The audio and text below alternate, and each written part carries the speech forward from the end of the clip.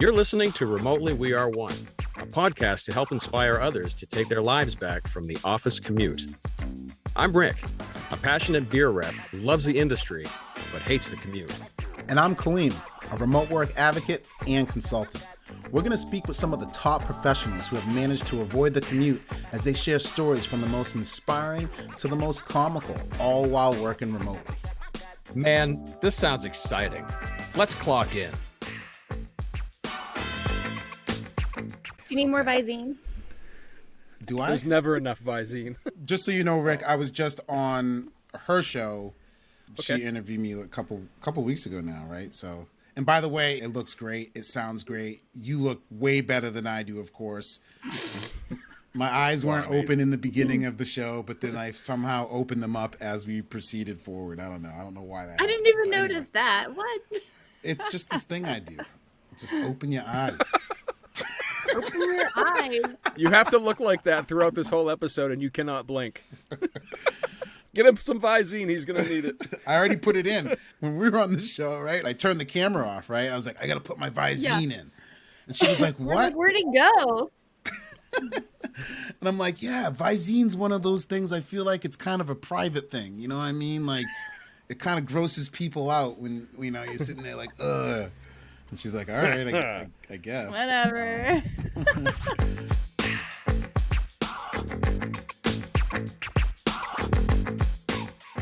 Welcome, everybody, to Remotely One.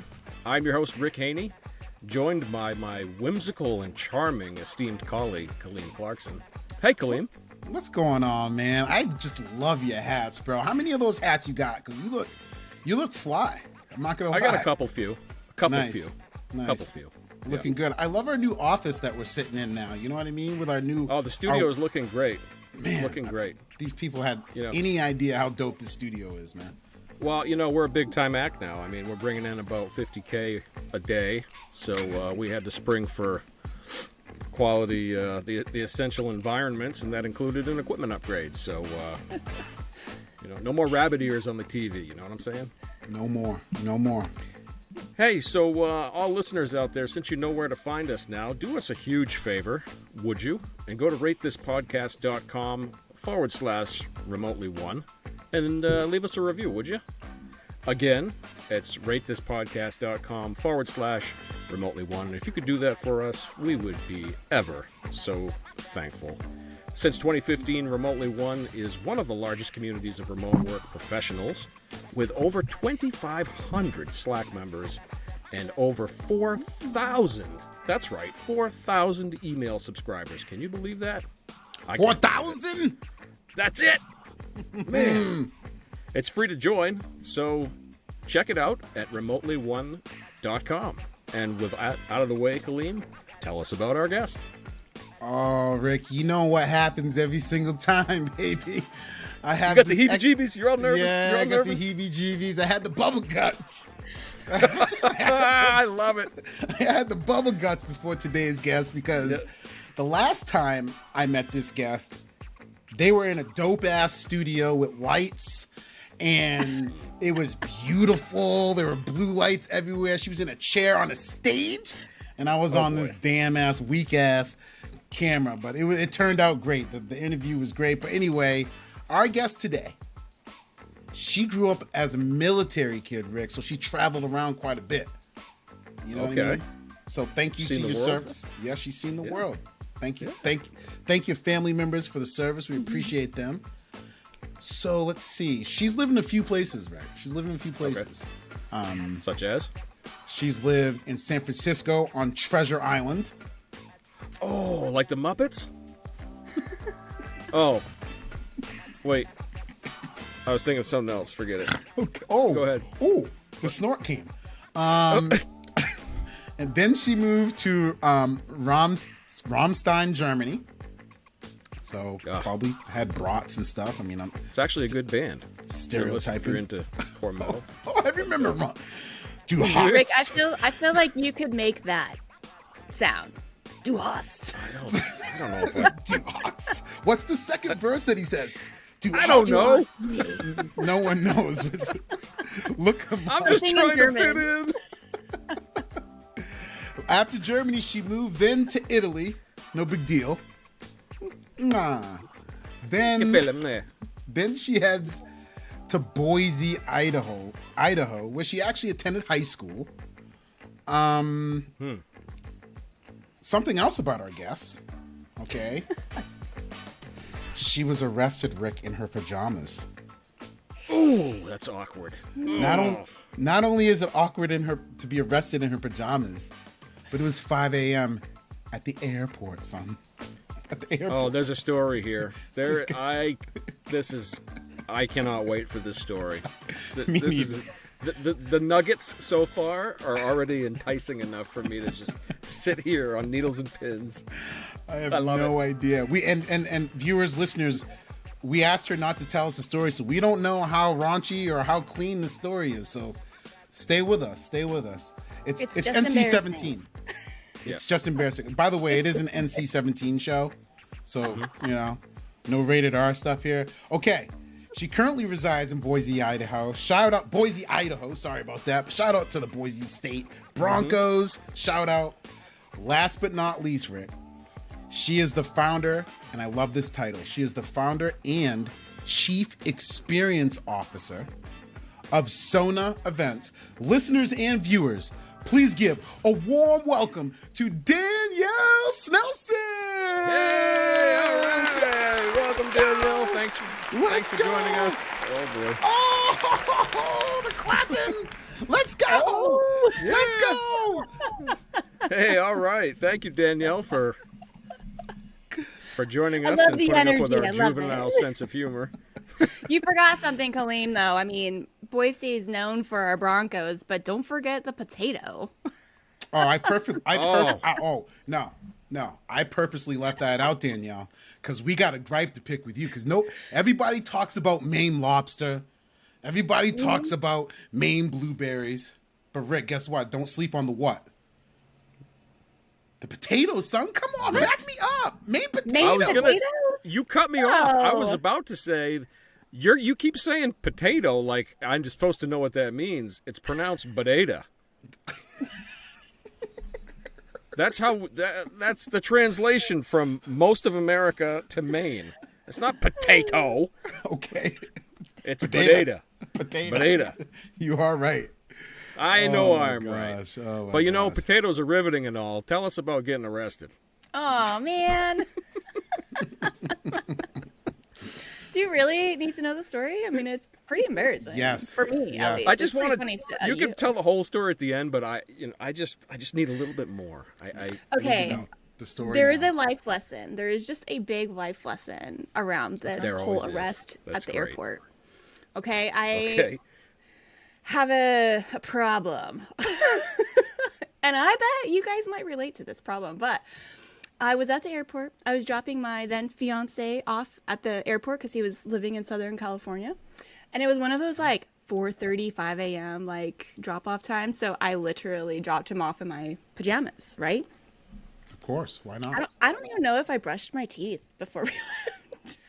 Oh boy. I mean, I didn't brush my teeth today. I mean, you know what I mean? So we get to the airport and my husband, my fiance then was, just unloading, going to go to the airport. We said goodbye.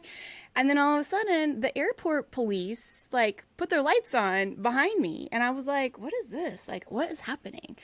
And they're like, ma'am, please get out of the car. And I was like, is this a joke? I'm laughing, this is a joke, right? And my husband's like, what's happening? Did you do something? And I was like, I have no idea. I think I'm getting punked. I felt this way, really. And they said, ma'am, we're gonna arrest you. I don't know. They have a whole spiel that they say. And I'm laughing. What? And he's being serious. And I was so confused. And I'm like, why am I being arrested? What's happening? And they're like, ma'am, you have a warrant out for your arrest. And I was like, for what? For what? I'm literally going all crazy, right? Well, I get taken downtown and I'm arrested. In the paddy wagon or just in the car? Arrested. In the car? The back of the police car. With my hands behind my back, in handcuffs. This whole thing happened. And I get down there. They still don't tell me what's going on. And they give me they take my photo, and I'm not very happy. And then they give me like the female officer and a whole pat down. I do the whole thing and I'm throwing a fit because I'm upset because I don't know what's happening, right? And I'm so upset that they put me in the solitary confinement room for 2 hours. Oh my God. Why? You ready? You ready to find out? Yeah. Yeah. When I was 16, I got in a car accident. And you know, when it's your fault and you've gotten in a car accident, sometimes they make you go to like traffic school. Well, I went to traffic school and I got the certificate that says, congratulations, you've completed your traffic school, like court ordained traffic school. Great. Well, they did not send that paperwork to the court. So it looks like I'm in contempt of court for not doing this thing. But let's see, I was 22 at the time, and this was from when I was 16. And That's so unbelievable. apparently God there was a bless warrant. America. There was a warrant out for my arrest because I had contempt of court. Well, that's all the police see. They don't know that it was like from this like weird little paperwork issue. Clerical error. Yeah. So, but the reason, here's my life lesson, which is kind of funny. Not really. But the reason they even pulled me over at the airport is because my registration was expired. And so when they pulled up my registration, I thought you were going to say because it was your husband was expired- biracial. Oh boy. I thought you were going to say I'm in a biracial marriage and my husband's black. Thought that's where you're going with this. Well, But that took wait, a hang turn. on. So wait, you didn't follow through on 2 important pieces of paper. You didn't file your Life. registration. Adulting. Wow. So, a funny follow-up story is then a few months later, it's our wedding night. We're officially married, and we're driving to the hotel on our wedding night, and we get pulled over. You know why? Because my registration was registration. expired. Deja vu. Danielle, I didn't You actually are a go get it fixed. you are an event planner that details are crucial to your success. Were those lessons why you were like, you know what? I'm gonna cross the T's from now on, dot the I's and cross the T's. That's So now I buy like the registration that's like gives me the most amount of years at one time because I'm like, I don't want this to happen. Definitely. Anyway, that was my embarrassing life story of not adulting properly. Wow. You hear that, listeners, viewers? You gotta Wow. adult. You gotta adult right. I mean, you just gotta adult right. Oh my gosh. Unbelievable. That's hysterical. That is hysterical. Well, you know, you could say that they were doing their jobs, but to have all of that happen because of a clerical error, a stupid piece of paper, has got to be infuriating. Definitely. Oh. Anyway. It was. Meanwhile, well, we're glad you're back with us and not in jail cell. That's cool. Yes, because it worked out. It worked out. Yes. I'm here. So, on with the show, I suppose. Tell us a little bit about. Talk to us about the leading up to Sona events and the spark that kind of propelled you into realizing that, you know, remote work was definitely something that you wanted to pursue. Yeah. Well, about a year after the arrest. Everything starts with a life lesson, everyone. Pre and post arrest. Every good idea starts with a life-changing event. Tell us, Danielle.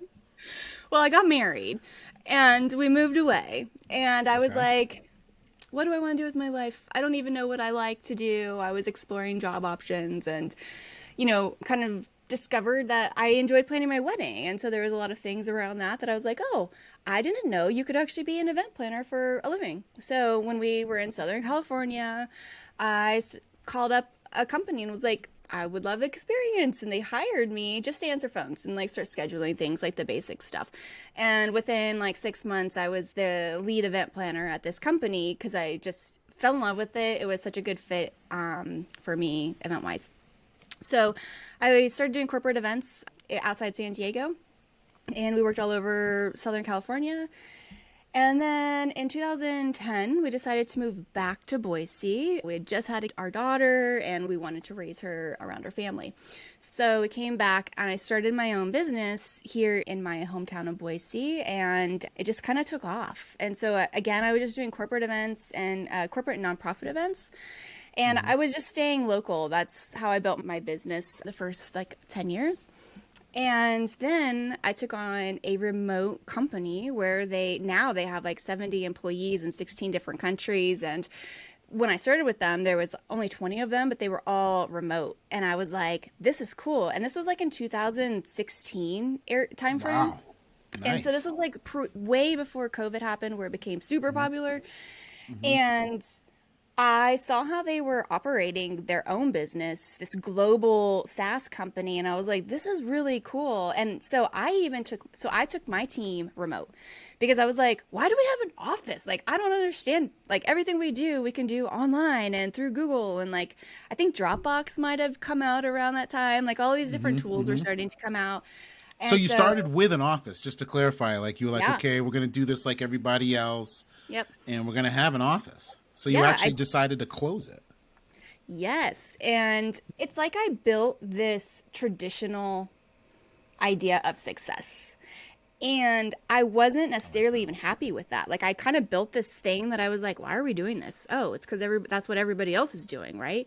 And so when I met my clients and I saw that there was a different way of operating, and do you guys do Enneagram testing? Are you familiar with Enneagram? What's that? The Enneagram. It's like a personality test. Oh, Anyway, okay, yeah. Okay, yeah. I'm a 7, which means I love freedom and spontaneity. And I created this thing where I had to go to work. And I was like, that's not me. I don't want to do that. Right. So anyways, I saw how it could successfully work. And I was like, I'm going to create that. So they were like a catalyst for me to create a remote team. But we also started developing this perfect client of working with remote teams, because we're an event company. We wanted to bring them together through retreats and conferences and meetups and meetings and things like that they were doing anyway. And so we totally jived with that culture and that lifestyle of the remote team. And so they actually became our perfect client.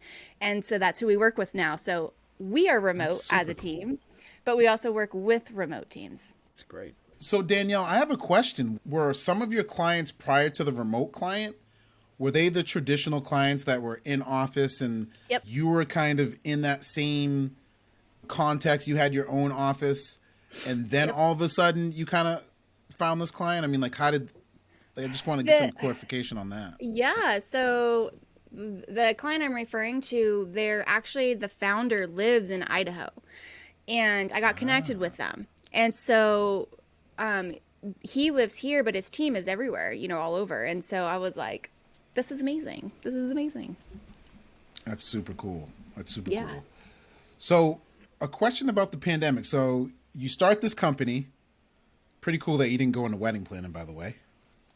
I tried for a hot minute, and then I was like, these people are crazy. Nightmare. Were you a bridezilla yourself? I don't think so. But ask my husband or my family. Oh, so you planned your own wedding, so we don't have a wedding planner to call and get testimony. Correct. Okay. That's true. So, you're kind of doing this event planning thing for any type of company. Then you realize, wow, this remote thing is really cool. Then I'm sure you kind of, have some other clients kind of in that space. Yep. Let's fast forward to March of 20, and the pandemic happens. So obviously your business is about getting people physically together. How did the pandemic impact your business initially with lockdowns and all of the social distancing laws and stuff? Yeah. So we had actually just gotten back from a team retreat in California, and the week after, everything got shut down. So we were like, oh my gosh, what are we supposed to do?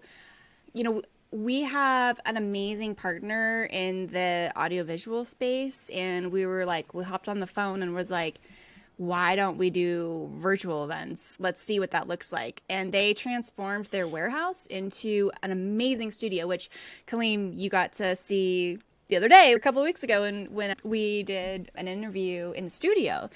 And so quickly we were able to put together like a virtual event promo video essentially, and I just sent it out to as many people as I knew in the space that had access to a wide range of clients, and somebody picked it up and essentially white labeled what we were doing and sold it to all of their nonprofit clients. And so in 2 years we did about 150 events and raised millions and millions of dollars.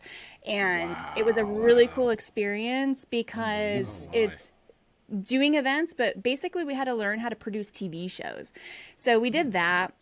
We also came up with team building retreats for remote companies, but all companies who were remote at the time. And so we were able to give them a really cool, like, multi-day team building experience through doing different events. We created a new concept called Dueling DJs, which was a super interactive, like, virtual event where people felt like they got to be the players of the event. And so anyway, it was a really creative time for me, and I was not bored during COVID.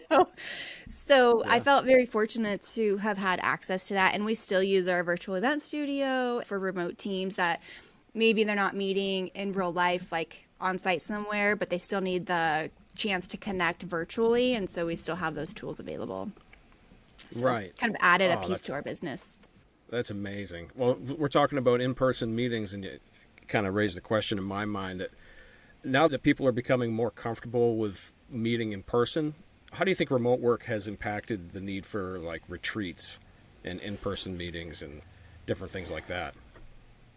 When we bring our clients together, especially ones where, they're in multiple countries. I have another client that half of their team is in Israel and then the other half is based in the US.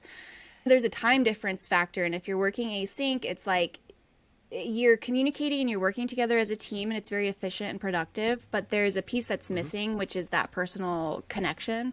And I think that connection helps promote efficiency in the workspace. And so when you don't make that a priority and you miss out on the personal connection, I think that teams will start to see that efficiency start to go down, down, down, down, down. And then when they meet again, it's like, boom, right? And so there's this like, the level of work efficiency increases after meeting in person because they're like, there's just some things you just need to talk about for like 15 minutes, or like getting to know someone or know how they work or know how they receive information and communication, right? And you don't always know that until you're there and able to communicate with them. So how I've seen it be impacted now is just the design, like the higher need for it.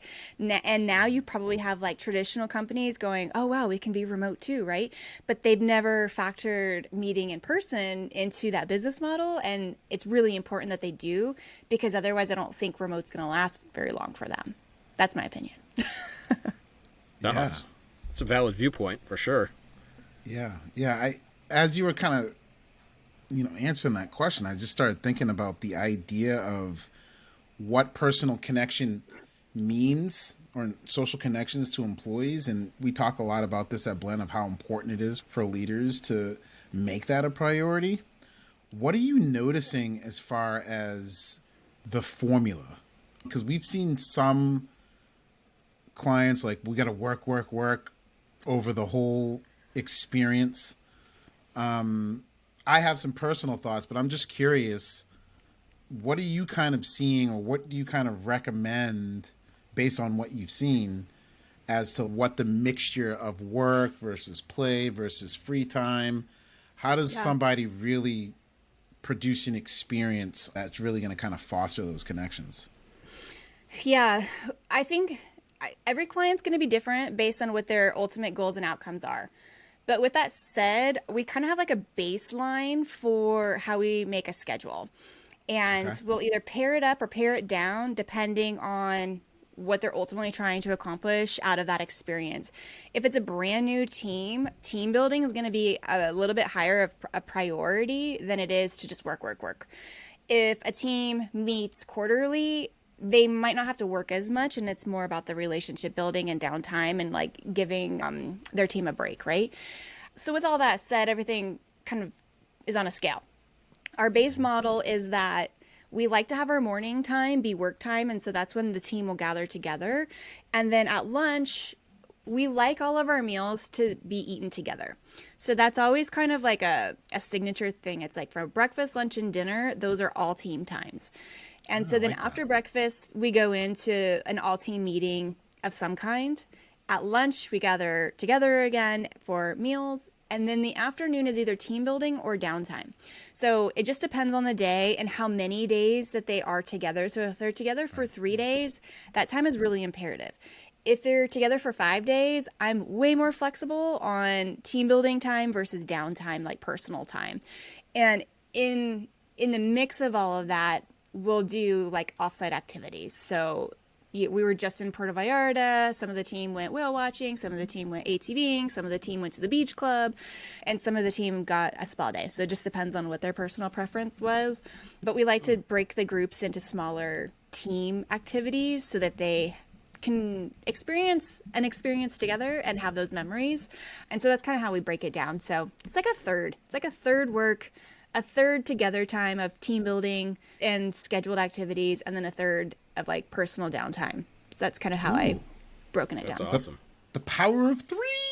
The power of I like that. It's true. It's true. Do you have a favorite, Danielle? Do you have a favorite location for remote destination meetings? I do. I'm a big traveler. I've been a lot of places, but when it comes to teams, like taking teams, there's a couple of things. One, the budget. The budget dictates usually where we go. Of course.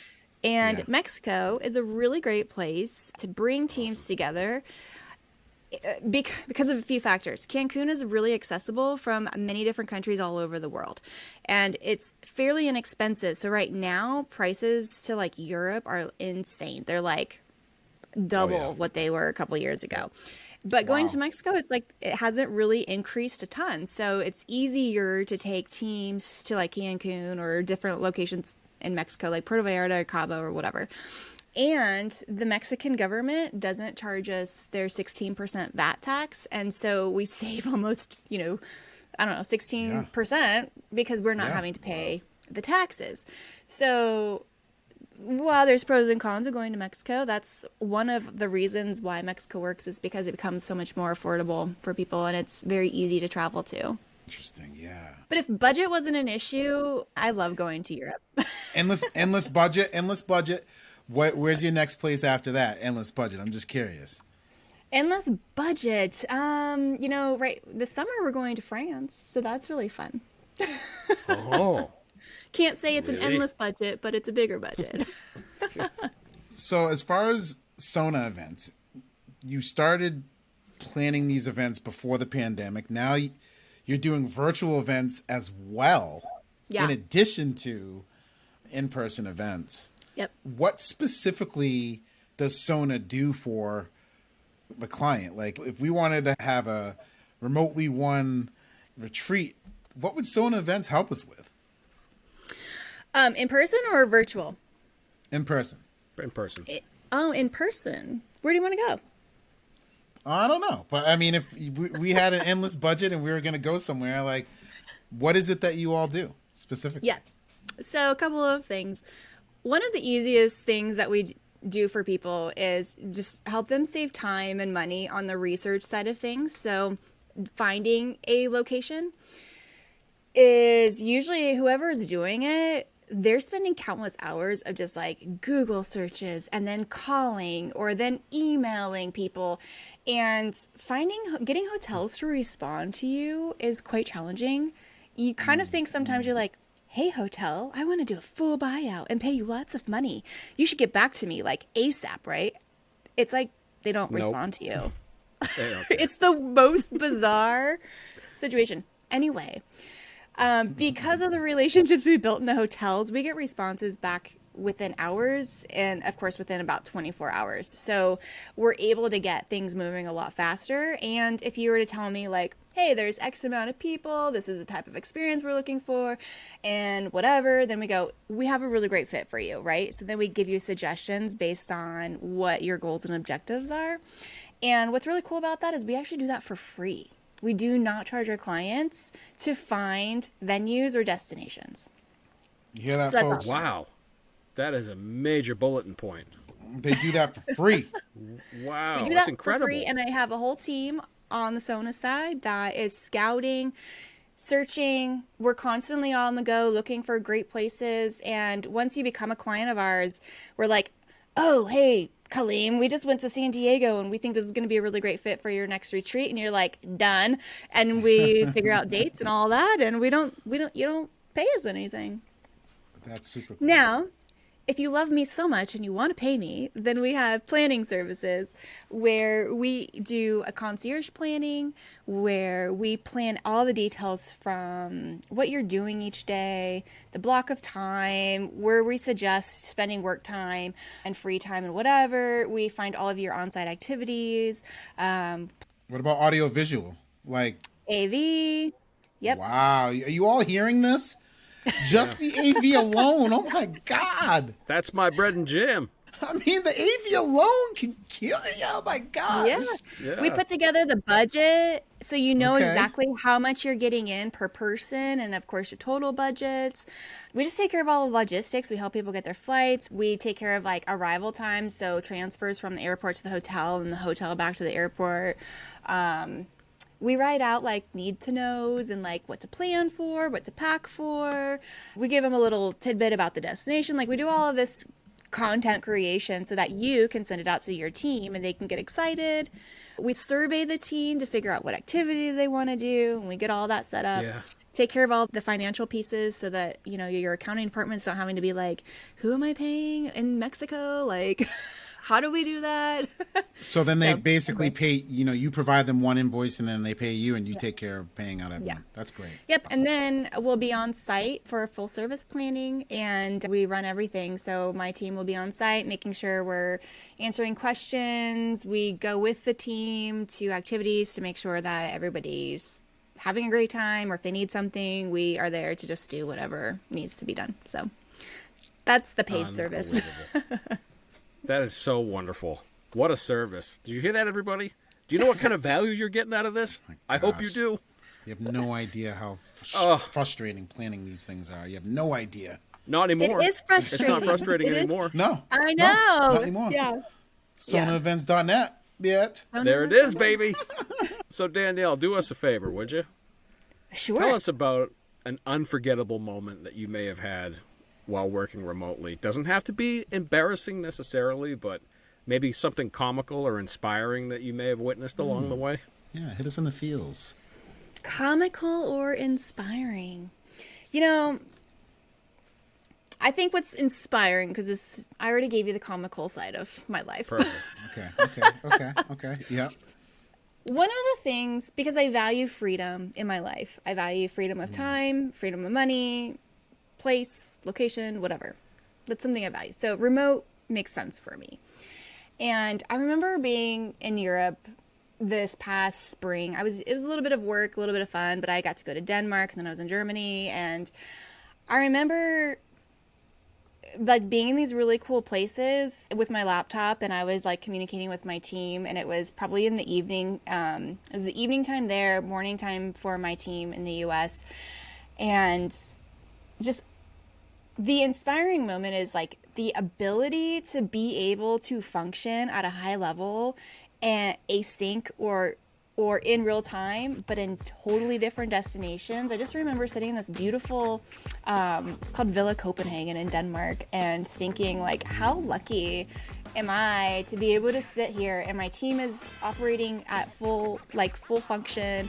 I'm here having this amazing experience, and I'm also fully functioning like in my work and in my job. And I don't know, like the gratitude that I felt in that moment of like, and this was like right after COVID and people were traveling again. And I had like that overwhelming gratitude and thankfulness of being able to do what I do. I love what I do, and I loved being able to continue working. I didn't have to take a week off in order to be gone. I don't know. Maybe it's basic. Yeah. Maybe all remote people feel that No. way, but like No. I was feeling it with you. Yeah, I Yeah. was too, and I got to tell you, more people need to feel what you just described. Yes. because life is short, right? It really is, And- bro. life is short. And if we can Bro, all yeah. kind of, if we can all just kind of emanate from a place of gratitude, I just think that we'd be all so much better off. Yeah, I was feeling something as you were describing, sitting there and just that imagining a view that I have no idea what it looks like. But like, I know exactly that feeling of just, oh my gosh, like I'm actually doing this thing and I feel good and I feel part of my job. I feel engaged. Kudos to you, Danielle. I appreciate you for being a guest on the show. As do I. Yes. I mean, that was a good story. Thank you for sharing that moment, because that's what this show is about, right? Like, people who are listening, hopefully you're trying to get there, and these stories are helping you kind of push your effort forward, because it does feel there's a freedom to it that's very hard to explain until you experience it. And a lot of people experience it for the first time because of the pandemic. But anyway, thank you so much for coming on the show. Can you please tell our listeners and our viewers where they can find you on the interwebs? I am on LinkedIn. My name, Danielle Snelson. Also, you can find Sona Events on LinkedIn. SonaEvents.net is our website. Instagram. And that's about it. Email is Danielle@SonaEvents.net. Wonderful. Well, cool. Studio audience, please be quiet. Please settle down. Settle down, studio audience. You're too loud, damn it. You're too loud. Take it easy. Let's pump the brakes on this operation, all right? You're too loud, studio audience. Thank you so much once again. Love to have you on again sometime. And please, viewers, listeners, if you're planning that retreat, there's a lot of y'all out there. You know where to go. Thanks, awesome. Danielle. Thank you. You've been listening to the Remotely We Are One podcast. Visit us at remotely1.com/podcast for upcoming episodes. Subscribe to our YouTube channel and download our episodes on your favorite podcast app. Hey, don't forget to clock out.